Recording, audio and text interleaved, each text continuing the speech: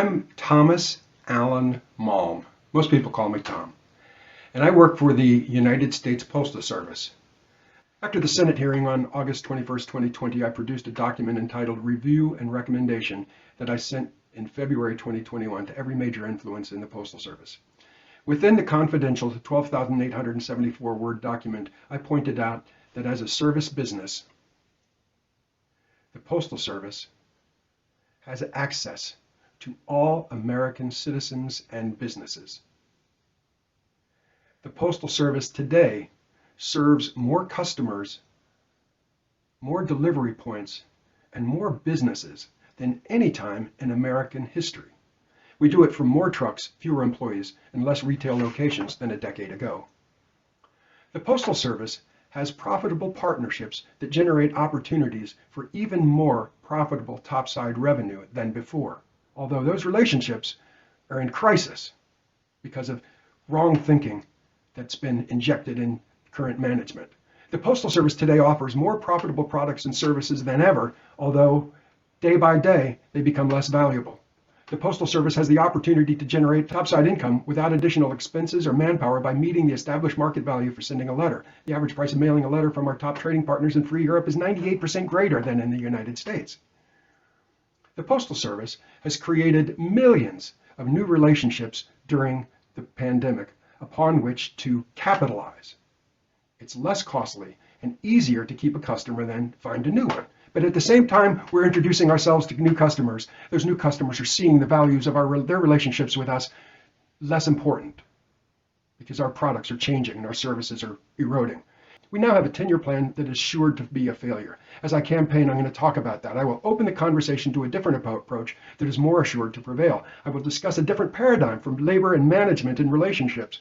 As I campaign for my Presidency of the Union, I'm going to promote the spirit that I see in my coworkers every day that has convinced me that the United States Postal Service must not retreat into its demise, but instead we must look at who we are, what we do, refocus, and capitalize on our world-class performance standard with eyes open for new and expanding possibilities. I will campaign for an empowering structure because I have seen how unlimited possibility is born when the door opens willingly to allow ideas, energy, talent, and a brighter vision for the common good in our future, without creating a distraction for our current and committed union leadership, who has attracted my unwavering respect.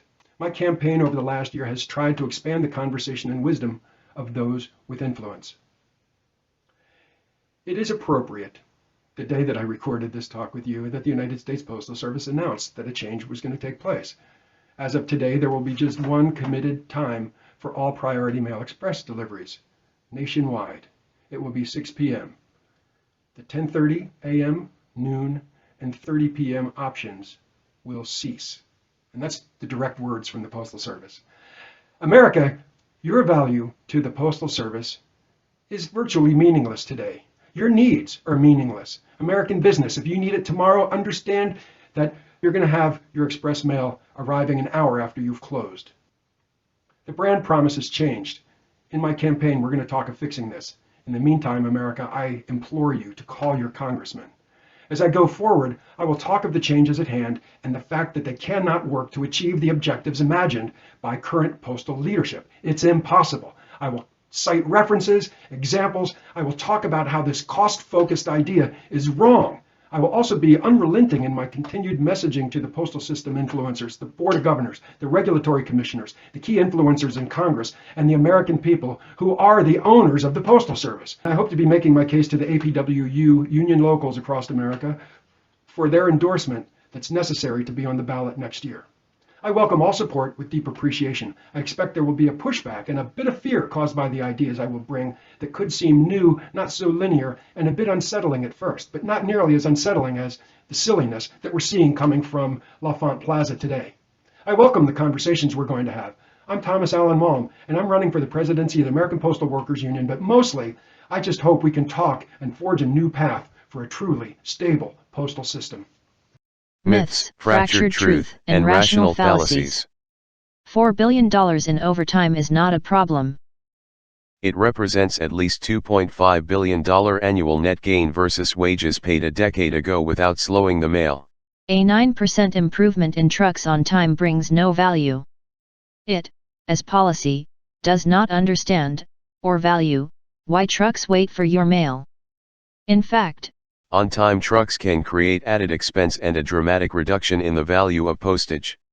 This hurts Americans. It cripples business. Late trucks are not the cause for late letter carrier hours. Mail volume is the cause. If trucks don't wait, heavy volume days are unnecessarily created and carriers spend hours, not minutes, in the dark. Increases in commercial pricing to prevent a taxpayer bailout is a taxpayer bailout. The same people pay, either way, through passed along costs. Slowing mail delivery does not create bottom-line improvements. It creates lost topside revenue. The side expense to deliver a package for last-mile partners in rural America is less than 15 cents. It cannot add up to $1 to $5 in losses as claimed by some. Fewer delivery days do not bring any value. It creates expense issues for the Postal Service and lost customers from diminished service.